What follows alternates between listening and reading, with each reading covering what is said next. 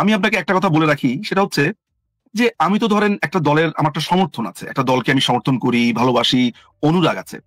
আমার কথাটাকে আপনি হয়তো বা কোনো কোনো জায়গাতে খারিজ করে দিতে চাইবেন, কিন্তু বাংলাদেশে নিশ্চয়ই একদিন মানুষ অনেকগুলো সত্য জানতে পারবে।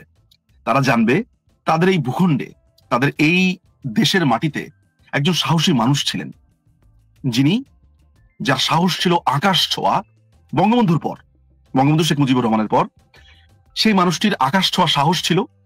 সেই মানুষটি দীর্ঘ 15 বছর এই রক্তচক্ষুকে এমন ভাবে খেলেছেন যে পশ্চিমারাও খেয়ে হারিয়ে ফেলেছিলেন, যে একবার এখানে একবার সেখানে। অর্থাৎ তিনি শুধু নিজের সার্বভৌমত্ব ধরে রাখার জন্য তিনি নানান ভাবে এদেরকে খেলিয়েছেন, শুধু শুধু এই দেশটার জন্য। তিনি আর কেউ নন, তিনি শেখ হাসিনা। আমার আমার কথাতে আপনি অনেক অনুরাগ পাবেন, আমার কথাতে আপনার কাছে মনে হবে দূর, ও তো বলবেই। কিন্তু আমি এইসব ব্যাপারে অসম্ভব রকমের অনেস্ট থাকার চেষ্টা করি। আমি যে তথ্য জানি, বেশি তথ্য না জানলে ভালো হতো আর কি, লাইফে যত কম জানা যায় মাঝে মধ্যে ভালো। আমি যে তথ্য জানি সেই তথ্য আমি একটুকু বলতে পারি, যে মাননীয় প্রধানমন্ত্রী শুধু তার দেশের কারণে, এই দেশের মাটিকে বাঁচাবার জন্য তাকে এই জলাঞ্জলি তাকে দিতে হয়েছে। কিন্তু আপনি এটাও জেনে রাখেন, আমি আপনাকে একটু স্মরণ করিয়ে দিতে চাই লুবুম্বার কথা, কঙ্গোর। আপনি আন্তর্জাতিক বিষয়ের ছাত্রী, আপনাকে আমি মনে করিয়ে দিতে চাই চিলির প্রেসিডেন্ট আলেন্দের কথা, সালভাদর আয়েন্দে।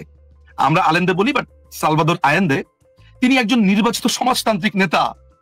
তাকে পিনোশে 2 বছরের মাথাতে তাকে দখল, তার বাসভবন ঘেরাও করে তিনি আত্মহত্যা করেন, যদিও এটাকে আমি খুনি বলবো। এভাবে অসংখ্য নজির রয়েছে। আয়েন্দেকে যখন খুন করে ফেলা হয় 11 সেপ্টেম্বর 1973, তখন বঙ্গবন্ধু এম আর আক্তার মুকুল এবং আমাদের আব্দুল গাফার চৌধুরী ওই গণভবনে ছিলেন, তিনি বসা। একটা এরকম একটা পিস্তলের চিহ্ন করে তিনি তার বুকের বাম পাশে তিনি বলেছিলেন, একটা একটা বুলেট তার দিকে ধেয়ে আসছে। আমি কোট আনকোট রেফার করছি, মুজিবের রক্তলাল এম আর আক্তার মুকুল এবং 15 আগস্ট ইতিহাসের রক্ত পলাশ আব্দুল গাফার চৌধুরীর দুটো গ্রন্থ। যারা পড়েননি তারা দুটো বই পড়ে দেখতে পারেন। এরকম অসংখ্য ঘটনা আছে। আজকে প্রধানমন্ত্রী, আমি আপনাকে বলে দিচ্ছি, প্রধানমন্ত্রী যদি ইউনাইটেড নেশনস এর কথা শুনতেন, প্রধানমন্ত্রী যদি শুধু পিটার হাস যা বলে এটা শুনতেন, এখনো তিনি এখনো বাংলাদেশের প্রধানমন্ত্রী, এখনো আছেন, কিন্তু তিনি এই ক্ষমতার এই চেয়ারে থাকতেন। আমি আপনাকে এটা বল, আজকে আমার এই কথাটাকে যেইভাবে আপনার মনে হোক না কেন, আমার ভেতরটা মাঝে মধ্যে চুরমার হয়ে যায় এইটার জন্য। নট আওয়ামী লীগের আলাদা ব্যাপার, আমার দল, কিন্তু কোন দল অপারেট করতে পারবে না। এই যে আপনার ইউনুস হচ্ছে একটা কমপ্লিটলি একটা আমেরিকার কেয়ারটেকার। আপনার ভালো লাগুক কিংবা না লাগুক, বিএনপিকেও সমঝোতা করেই আসতে হবে। দেখুন, আমেরিকা আনপপুলার বাংলাদেশে হতে চায় না। তারা পরিষ্কার করে ইউনুসকে বলে দিয়েছে যে তুমি এটা পারবে না, আমরা যা চাই তুমি এটা পারবে না। বাংলাদেশের মানুষ আমাদের বিরুদ্ধে ফুসে উঠেছে। সো তারা বলছে যে বাংলাদেশে ইন্ডিয়ার বিরুদ্ধে একটা বড় ধরনের বিদ্বেষ আছে, আমেরিকা এটাকে খুব ভয় পায়। আমেরিকা মনে করে যে তারা এই জিনিসটাতে যাবে না, এই কনফ্রন্টেশনে যাবে না। তারা তখন সরকারের পর সরকার দিয়ে নানান ধরনের চেষ্টা করবে। এখন তারা পরবর্তী যাদেরকে ক্ষমতায় আনবে তাদেরকে দিয়েই চেষ্টা করবে। আমি আপনাকে এটা বলে রাখলাম, এটা আমার কথা নয়। মাইক বেঞ্জ কয়েকদিন আগে কি বলেছে, আপনার এটা কার সাথে যেন টাকারসনের শোতে বলেছে, মাইক বেঞ্জ বলেছে, একজন কর্মকর্তা হোয়াইট হাউসের। সো এই পুরো ব্যাপারটা নির্ভর করছে বিশেষ করে মার্কিন বলয় কি ভাবছে। একটা কথা মাথায় রাখবেন যে আমি আমার বইটাতে আপনারা এমন সব তথ্য পাবেন, আমি তো পুরোটা বলতে পারি না। আমি যুক্তরাজ্যের অ্যাম্বাসেডরের কথা বলি, দিনের পর দিন ষড়যন্ত্র করে গেছে। এই যে গোয়েন লুইস, যেই ভদ্রমহিলা আছেন ইউনাইটেড নেশনস এর আমাদের বাংলাদেশের যিনি হেড, তিনি প্রকাশ্যে ঘোষণা দিয়েছিলেন যে আওয়ামী লীগকে তারা উৎখাত করবে। কলকাতাতে আমেরিকান হাই কমিশনের যে লোকগুলো আছে, তারা হাই কমিশনের নিয়মিত এইভাবে বলতেন কথা। আমাদের কাছে প্রমাণ আছে। আপনি জানেন যে পিটার হাস অনেকটা সিআই এর কাভার হিসেবে কাজ করেছে। ডোনাল্ড লু ঠিক যেই পদ্ধতিতে ইমরান খানকে ক্ষমতাচ্যুত করেছে, বাংলাদেশকে ক্ষমতাচ্যুত করতে তার অনেক দেরি হয়েছে, কিন্তু করেছে। সো আলটিমেটলি যেটা হয়েছে, তার মানে আপনি যদি আপনার কথা যদি আমি সারাংশ উপসংহার ধরি, এটি পুরোপুরি আমেরিকার একটি, আমি বলবো আমেরিকা ইউনাইটেড নেশনস, এখানে ইউনাইটেড নেশনস এ খুবই কার্যকরী ভূমিকা যে রেখেছে সে হচ্ছে ভলকার তুর্ক।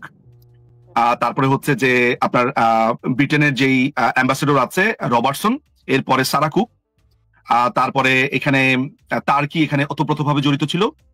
চায়না দূরে দূরে থেকেছে, বাট চায়নার এখানে ইন্ধন ঠিক ওই অর্থে না। চায়নার ইন্ধনটা একটু ইন্টারেস্টিং, সেটাতে আমি পরে হয়তো আসবো। কিন্তু টার্কির এখানে সরাসরি অর্থ বিনিয়োগ ছিল। কাতারের এইখানে সহযোগিতা ছিল, এরা সব একজোট হয়েছে। এর কারণ হচ্ছে বাংলাদেশ তার ডিপসির ব্যাপারে একটা বড় সিদ্ধান্ত নিয়েছিল, তার পোর্টগুলোর ব্যাপারে সিদ্ধান্ত নিয়েছে। মায়ানমারের যেই আমেরিকার যে মায়ানমার অ্যাক্ট আছে, প্রধানমন্ত্রী এটাকে কমপ্লিটলি নো বলেছে। আরো অনেক ঘটনা, বিশেষ করে সিলেটে ইউরেনিয়ামের একটা মজুদ আছে, আপনারা হয়তো বা সেটা জানবেন, এটার দিকেও নজর আছে। রাশিয়ার একটা প্রজেক্ট আছে যেটা আমেরিকা ভালোভাবে নেয়নি। এই ছাড়াও আমাদের যেই এয়ারবাস যেটা আছে, অর্থাৎ বোয়িং নেত্রী কেনেন নাই, বোয়িং কিনবেন না তিনি এয়ারবাস কিনবেন। এটাও একটা বড় ধরনের বাণিজ্যের একটা ওদের ভয়ঙ্কর রকমের আপনি বলতে পারেন অসম্মতি ছিল। তিনি চায়নার সাথে তার বাণিজ্যকে খুব বাড়িয়েছিলেন, যেটা আমেরিকা খুবই বাঁকা চোখে দেখেছিল এবং তারা নিতে পারেনি। এবং আরেকটি গুরুত্বপূর্ণ ব্যাপার, ইন্দো প্যাসিফিকে যে কোয়াডের যে বিষয়টা ছিল, সেখানে বাংলাদেশ যে 15 আউটলুক দিয়েছে, এটা মার্কিনীরা খুবই বাজেভাবে নিয়েছে। ব্যাপারটাকে মনে করেছে যে এরা এত ছোট একটা রাষ্ট্র আমাদের সাথে এইভাবে পাঙ্গা নিয়েছে, এটার প্রতিশোধ তারা নেবে। যদি বাংলাদেশ আওয়ামী লীগ সেম জিনিসটা অ্যাপ্লাই করে, যদিও বাংলাদেশ আওয়ামী লীগ সেটা করবে না, কারণ মাননীয় প্রধানমন্ত্রী নানানভাবে বক্তব্যে বলেছেন এবং আমার সাথে ব্যক্তিগত আলাপনেও তিনি পরিষ্কার করে বলেছেন যে এই যে গুজব রটানো হচ্ছে যে বাংলাদেশ আওয়ামী লীগ ক্ষমতায় আসলে গণহত্যা করবে, প্রতিশোধ নেবে, কিছুই না। বাংলাদেশ আওয়ামী লীগ কার উপরে প্রতিশোধ নেবে? এই ছাত্রছাত্রী যাদেরকে ভুল বুঝিয়ে রাজপথে আনা হলো, নেভার। বাংলাদেশ আওয়ামী লীগ যেটা করবে, যে বাংলাদেশ আওয়ামী লীগ একটি ম্যাজিক্যাল আওয়ামী লীগে পরিণত হতে চায়, যেই ম্যাজিক্যাল আওয়ামী লীগ মেহনতি মানুষের কথা বলবে, একজন শ্রমিক এবং কৃষকের দিকে নজর দেবে, একজন কৃষক যাতে সংসদে এসে তার কথা বলতে পারেন সেই ব্যবস্থা করবে, একজন ছাত্রছাত্রী যারা তাদের ক্ষোভের কথা বলতে পারবে, তাদের প্রাপ্তি অপ্রাপ্তির কথা বলতে পারবে। বাংলাদেশ আওয়ামী লীগ ঠিক এমন একটি আওয়ামী লীগ হবে যেখানে বুর্জোয়া বা ক্যাপিটালিস্টদের একটা হাব এই বাংলাদেশ আওয়ামী লীগ হবে না। আওয়ামী লীগ কাদের দল হবে জানেন?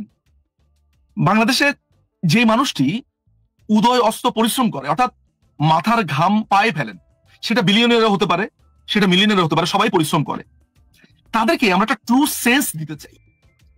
ট্রু সেন্সটা হচ্ছে এই দেশ তাদের, এটা তাদের দেশ, এই দেশের হিস্সা, এই দেশের মাটি, এই দেশের জমিন, এই দেশের আকাশ বাতাস, প্রত্যেকটা জায়গাতে তাদের অধিকার রয়েছে।